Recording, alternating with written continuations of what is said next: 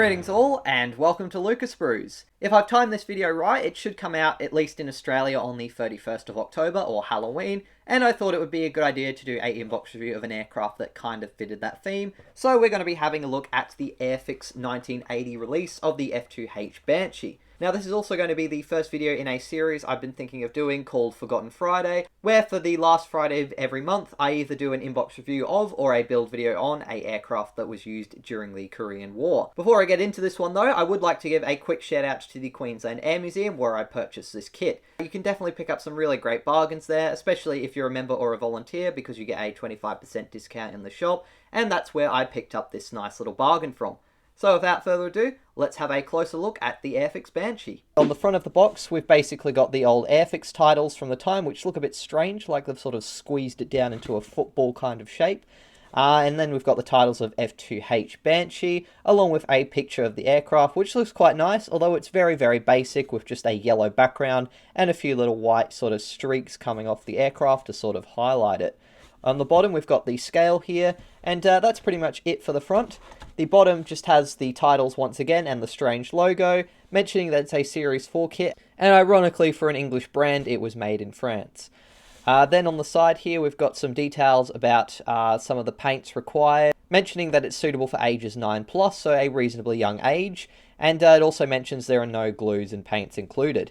We've also got some of the languages that the instructions are featured in, and then we've got the sides of the box, which are pretty much just a repeat of the box art. On the top of the box, we've got the titles once again, and we've got the second scheme included, which is from the Navy. And this aircraft is a VF-172, which was flying from the aircraft carrier USS Essex during October of 1951 in Korea. It mentions the paint numbers required for this particular aircraft in English and in French. And then the aircraft on the box would be, I assume, the other scheme, which is from the Marines. And judging by the longer nose with all those clear sort of parts, it would be the reconnaissance version. Nothing on the back of the box, which is pretty typical for Airfix, so we might as well open this one up. Now, as mentioned, this one was second-hand, so it didn't come in any plastic seal, and the decals are pretty much toast, but we will still try and have a look at them later. So as well as that, we also get the old Airfix Model Club and Magazine little sort of advertisement piece of paper. It looks like we've got two sprues here, which appear to be completely intact. Plus we've also got our clear canopy section here. And at the bottom here we have our instructions, which we'll have a closer look at first. So on the front here, as is typical for Airfix, we have a nice bit of history about the development of the Banshee, talking a bit about its engines and how it followed on from the earlier McDonnell FD1 Phantom 1. Also a few details about the aircraft specifications and some of the variants, including the F2H-2 and the F2H-2P, which are the two versions included in this kit. Then down the bottom, as well as a few other descriptions about the aircraft in various languages, we've also got some of the keys. So it's all pretty simple. We've got a simple white circle for gluing parts, a blue square for not gluing parts, a white square for optional parts, a blue circle for any transparent parts, and we've got a triangle here for a assemble section, or I guess a sub-assembly basically. Turning over the page, we then start assembly as is typical with the interior, and unusually for an older Airfix kit, it looks like we've actually got one, or at least a very basic representation. We've got a single kind of cockpit tub here with a rear bulkhead, and then we have a joystick along with a ejection seat and a nice looking crew figure. I believe the Phantom actually had an ejection seat, which I think would make it one of the first US Navy aircraft to have one, so that's quite an interesting feature.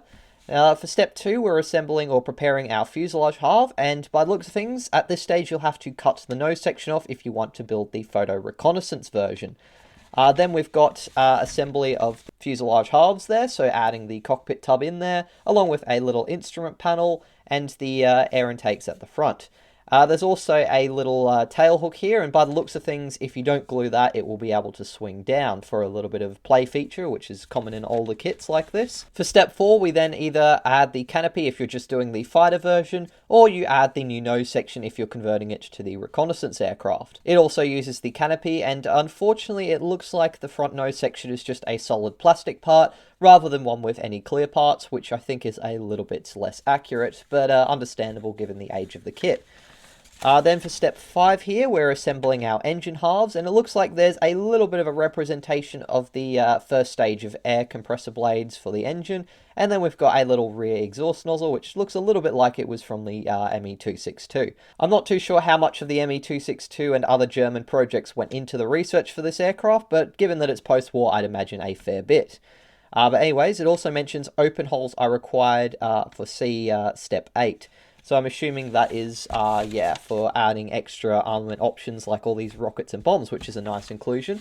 So you'll want to open those up, although it doesn't tell you where they are, but I'd imagine they should be pretty easy to spot just on the underside of the wing there. And you're pretty much repeating that same assembly on the other side, but with different parts. For step 6, you can then add the wings along with their little tip tanks and the horizontal stabilizers at the back there. And step 7 consists of adding the landing gear. So the nose wheel consists of a single piece there with then the landing gear bay doors, and the rear main landing gear has 2 parts, the main sort of strut and then a smaller one kind of connecting it to the outer part of the wing there. And then you've got the landing gear bay doors and the main wheels. And finally, as mentioned earlier, we have bombs and rockets, which is a very nice touch. I'd imagine you'll probably want to put the decals down first and then add the pylons and things into place. So that's quite a cool option. I believe the Banshee was basically used mainly for ground attack missions because the US Navy knew it wouldn't perform super well against fighters, and at the time that they were being used, I think they also had pretty much air superiority in most areas, so it was safe enough to use, and it seems to have carried a pretty decent payload by the looks of things. And turning over the page, we've then got our marking guides. So as mentioned, we've got 2 schemes included. The first is for a Marines aircraft from VMJ-1, and it was flying out of Korea in 1951. It mentions a few little notes about colours, with just some basic names, and then I think Humbrol codes for all of them. And it has a nice little red stripe on the front there, and the longer nose of the reconnaissance version, which looks pretty cool. And then we've got our fighter version, which was mentioned on the box to be from the Essex. So it looks pretty good as well, and I think it looks like you've got the rockets attached, although no other bombs in the illustrations here. I kind of wish there was a second Banshee I could do so I could have a fighter and a reconnaissance version, but I'm probably getting a little bit greedy.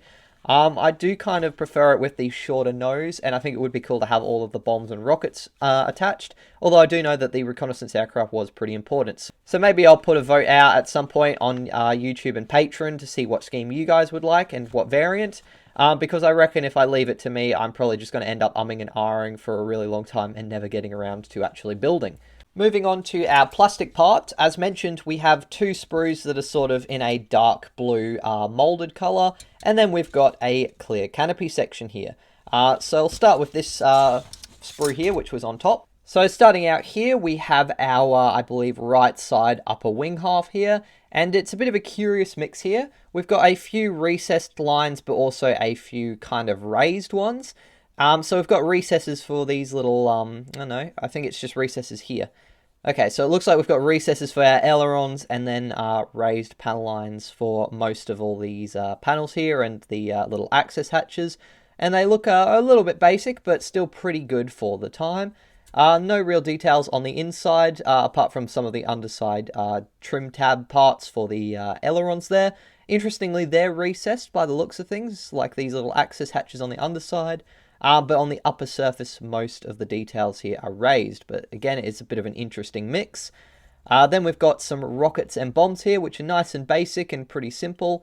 We've got our pilot figure here, who looks pretty good, actually. I'm not too sure how accurate he is for a American aviator from the time period, but he does look pretty decent with the sort of helmet style and the oxygen equipment and the little harness there for his parachute, so that looks pretty good. Then we've got our photo reconnaissance nose section, and interestingly, it looks like we've got raised panel lines and raised sort of squares for where those windows would be, although the nose cone has a recessed panel line here and a few tiny little recessed rivet details, which is a bit interesting. Then we've got the tip tanks here, which have a mix, I think, again, of raised and recessed. It looks like the panel line here is raised, and then a few of these front ones here are recessed, and then the main kind of access hatch for the fuel tank is raised with some recessed rivets. Oh no, I think they're raised as well, so a bit of an interesting mix again. This looks like our struts for the main wheels, which actually have a tiny bit of recessed detailing on them. It's a bit hard to see all of it because it's quite dark a dark color for the plastic there, but it looks pretty good. We've got our joystick there, which looks pretty basic, but it does look like they've had an attempt at getting the shaping and some of the buttons done. And then we've got a little antenna here, which looks pretty good. This appears to be our engine intakes, so that's sort of very front of the fans, so not actually the fan blades themselves as I originally thought. And that looks pretty good. Then we've got our landing gear bay doors for the main wheels, and they've actually got a fair bit of scratching and imperfections on them, which is a bit of a concern. A few little sinkholes as well, but otherwise, though, they look okay.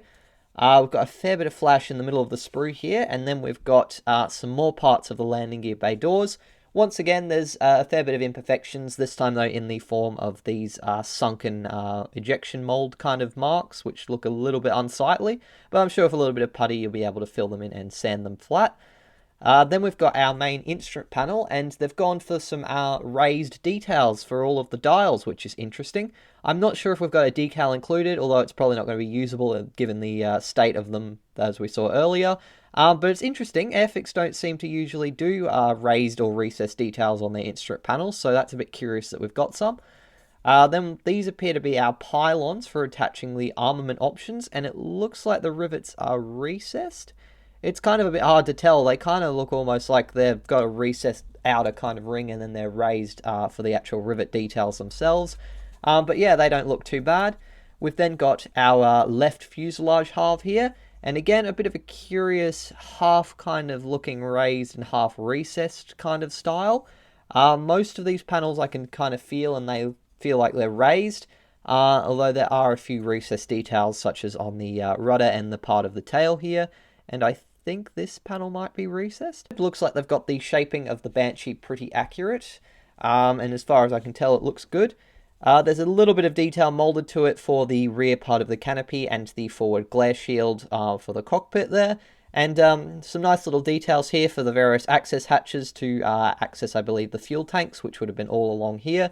And we've even got a little hook there, which I think is like a tie down, so that the aircraft is nice and secure when it's parked on the carrier. And I'm not sure what this is. It kind of looks like a pitot tube mounted on the tail, although it could be part of like an antenna system. I'm not entirely sure. And then coming to the underside of the wings, it kind of looks like it's all recessed, which is a bit interesting when the top had definitely kind of raised details. There's not an awful lot of detail inside of the wheel well, and it doesn't have much depth to it, but that's pretty typical of the time. And it does look like there's some nice details though with all of these little panels and access hatches, so they've done a pretty nice job, I reckon. Moving on to the second sprue, we have our other fuselage half here, which is pretty much exactly the same, except a little bit less of the tail is included because that was molded to the other side of the left fuselage. Then we've got our other wing halves, and again they look pretty much exactly the same. And as for the more unique parts on this sprue, we've got our cockpit tub, which once again, and rare for Airfix, has some raised details on the sidewalls, which actually look reasonably decent. So with a little bit of dry brushing, I'm sure I'll get a rather decent cockpit out of the box. Although our ejection seat does look a little bit basic, so perhaps I might actually try and 3D print a replacement. But they have tried, it's just that there's a few ejector pin marks and the shapes are a little bit basic by modern standards, but at the time I'm sure this cockpit was actually pretty up to date. Then we've got our tail hook here, which doesn't look too bad at all. Might need a little bit of cleanup, and it looks like it's going to be a bit of a challenge to cut it out of the sprues there, but for the most part looks pretty good. Then we've got another tip tank here, which again I think has raised details here. I'm sort of seeing some very vague outlines of other panels, which I'm not sure are supposed to be there or not. I don't know if the camera is really picking it up, but there's some sort of very faint kind of squares along the edge there, so a bit curious. We've then got our landing gear, which actually looks pretty decent. There's some really nice raised and recessed details on the tyre hubs, including little rivet details by the looks of things, so that's pretty cool. The landing gear also looks pretty good, the main struts here with some nice little recessed details on, I think, the sort of brake pads. Our nose wheel looks really quite good as well, with some nice raised kind of framework for the wheel hub there. And there doesn't appear to be any ejector pin marks or any imperfections on them, which is pretty cool. We've got a few more bombs here, which are pretty basic, but again, of the time, they look pretty good. Our horizontal stabilizers, which have entirely recessed details by the looks of things for the elevators there and the little trim tabs, so that looks pretty good. We've got a Airfix copyright on the underside of the right wing there, or is that the left? Yeah, that's the left, sorry. So yeah, the upper surface of the left wing, we've got a little copyright of 1980, so that's to date with when this tooling would have been first issued. And finally, we've got the nose wheel bay doors, and there's a few ejection or sink marks on the outside here, and I think that's just because they've done some recessed details on the inside there, but they do look pretty good. And then there's also our rear exhaust cones for the engines there, which also look reasonably decent, although I suspect you're not going to see an awful lot as they are quite deep inside of the wings there. Finally, in terms of plastic parts, we have our canopy, and it's got pretty decent outlines here for the framework with raised, solidly defined lines and a few nice little rivet details. Although unfortunately the quality of the clear part itself is not so great as it's quite thick, and there does appear to be quite a few scratches or sort of imperfections. As you can see, it's quite a curved shape and there is a fair bit of distortion. So if I've mastered the technique of vacuforming, I will definitely replace this with a vacuform canopy. Although if not, it might just have to be that I go with this canopy and try and clean it up with a little bit of looks like glass, which I'm sure will definitely help, although not completely, as it is quite a thick part as mentioned. And finally, in this kit, we have the decals, and as you can see, they don't look so great. It appears perhaps the heat and humidity of Australia has not been so kind and sort of, yeah, stuck the sort of protective paper to the decals, which as you can see is not ideal. So, yeah, I don't think I'll be able to use these, sadly. So the best workaround I think I'm going to go with is if I can't find any exact replacements in my spares, I have been looking at places that do custom decals, and I think I've found one that can do it. So if that's the case, I'll go through them and have to design my own from scratch, although I may try and photocopy this to use as a reference for scale and then design them. So that'll be included if I have to do it in part of the build video when I do eventually get around to making this one. But I can't really comment on how good these decals would have been when they were originally out because, yeah, obviously this is not how they would have come originally when it was a brand new kit. So that pretty much wraps up our look at the Airfix F2H Banshee. So it's a bit of an interesting kit. At first I actually was curious if it was an Airfix tooling, but according to Scalemates it was, and as mentioned first released in 1980, so it seems to have some quite nice details for the time. I think it's pretty cool that they did a bit more of an obscure aircraft. I guess it was sort of the heyday of the modelling era, or at least towards the end of it, so it was a little bit more common to see some more obscure aircraft, I think, generally on the market. But it still looks like a pretty nice kit, and I'm definitely looking forward to making it. As mentioned, I'm not sure what scheme I'll go with. Given that the decals are totally useless, I may actually choose my own scheme just based off of research and do my own custom decals. And I'm also thinking, as mentioned, I'll vacuform the canopy and maybe 3D print one or two little things to make it a little bit better. So a pretty interesting and nicely done model despite its age, and I'm very much looking forward to building this kit as one of the aircraft I'll be doing for the new Forgotten Friday. Thank you very much for watching this video. I hope you enjoyed this look at the vintage Airfix Banshee. If you did, please be sure to leave a like and also subscribe to the channel as that really helps out. And feel free to leave any thoughts you have on this kit in the comments below. Also, if you want to help fund me making my videos, then please consider joining my Patreon, a link to which I'll leave in the description. Top tier members get early ad-free access to my videos, along with extra voting power, discounts on my cults page, and occasional behind-the-scenes exclusive content. Currently, I'm finishing off the two Italeri P51A Mustangs, so hopefully I'll have part 3 ready for next week rather than this week. And I'll also be starting a new inbox review series, so I'll probably have a poll up at the moment on both my YouTube community page and on Patreon to see what you guys want to see me do inbox reviews and eventual build videos of next. Also, the Avro Lancaster War Thunder sketch is nearly finished. I've got most of the scenes animated, so then it'll just be a case of finishing the last few off and adding the sound effects. So hopefully I'll have a teaser for that coming out in the next couple of weeks. Otherwise though, thanks again for watching, and until the next video, as always, take care and model on.